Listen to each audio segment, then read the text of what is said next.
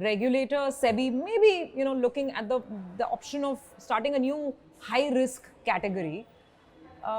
Your thoughts on this? Is there a need to allow mutual funds to take more risk, or is it just a wrong concept to begin with? See, when there is a whole risk management, mutual fund is all about diversification, all about risk management.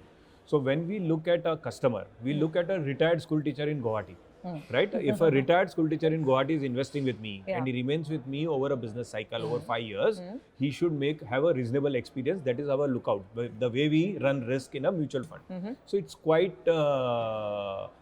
mutual fund is a very good platform. And in that platform, we have created various funds, but the risk is very well managed and controlled. I don't know what is envisaged, but there can be various kinds of funds as long as we transparently disclose and we allow only a specific type of customers to come in. We are balancing. So I don't know what is envisaged, but we should, any part of the business we do, whether we do mutual fund, we do alternates, we have to have the risk management right for the final customer. Since we spoke about newer categories and higher risk, right? I think one trend that's very real is also that the mutual fund investor is now willing to take risk. The kind of inflows, for instance, that mid-cap and small-cap funds were drawing in, I think just up till the last month's figures, right? What do you make of that? And is that a challenge when so much money is being thrown at small-cap, mid-cap funds, not so much on large caps? So that is the problem, that people still look at past returns. Since mid-cap, small-caps, 3-year return is fantastic. It is in the 20s to be conservative, even if we give out conservative numbers. So since the past return looks very good in mid-cap, small-cap, people are coming in mid-cap, small-cap as if there is no... That it will keep continuing for infinity.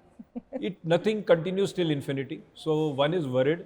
One is worried about the more, rather than the FII selling, we are not talking about the leverage that exists in the country.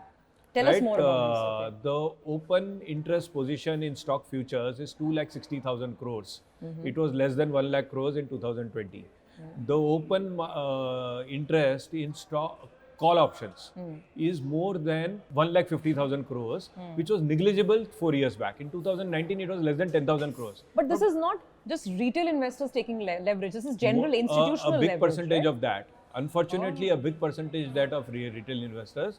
I don't know how many of those retail investors understand the risk that they are running. How many understand that there is a leverage position on the market and corrections can really seriously erode the wealth. And when SEBI study itself says that 89% of those investors are not making money. No one's listening. So no, it will happen. We have seen this cycle since last 30 years. It will ultimately, when they lose money, they'll get out of the market. So we should ensure that CNBC should ensure that more and more knowledge is given, that 89% of the people lose money in all this.